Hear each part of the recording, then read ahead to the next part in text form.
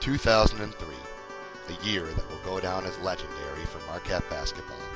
Wade, Diener, Novak, all names that will live on forever in Marquette history. This team accomplished what hadn't been done in 25 years, leading Marquette basketball to the Final Four, the pinnacle of basketball success. 2003 was a year that captured our hearts and echoed three words across the country: we are Marquette. On hiatus from school, I had returned to my hometown of New York City. Still a rabid fan, I watched or listened to every game. Marquette began the season in New York, and I was there to watch this victory live. The season continued, with Marquette opening to an 8-2 record. A loss to East Carolina prompted some doubts, but they responded with 10 consecutive victories, including one on national TV against Wake Forest. This win put Marquette back on the map, and I proudly watched from miles away. A win over DePaul stands out to me as I return to Milwaukee for it. A heartbreaking loss to Louisville was all that stood between finishing out the season undefeated. Afterwards, tears of frustration were shed in New York. Marquette responded, getting revenge 2 weeks later and winning the rest of their games to clinch the conference championship. We were going dancing. Wins against Holy Cross and Missouri, and Marquette was in its first Sweet 16 in 9 years. Dwayne Wade took over against Pittsburgh, and only one game was left between Marquette and legend. Watching every second from New York, the games took my breath away.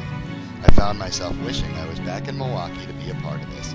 Students were watching the games together and celebrating, and I was left to live vicariously through my Milwaukee friends.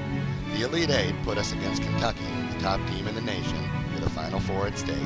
I watched from my living room, and what transpired on this day was nothing short of amazing. When the game was over, the scoreboard had read, Marquette 83, Kentucky 64. We had accomplished the unbelievable, and for the first time in 25 years, Marquette was headed to the Final Four.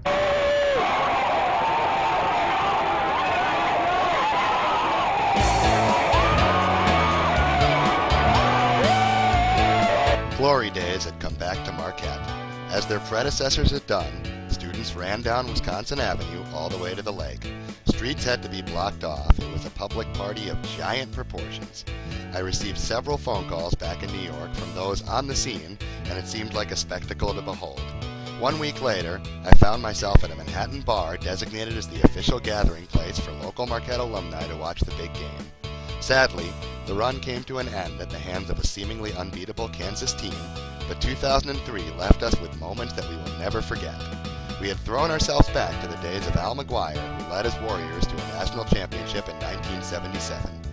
Dwayne Wade went on to find even more success, winning a championship in the NBA. I returned to Marquette, becoming an alumnus and a season ticket holder. Being back at the Bradley Center is great.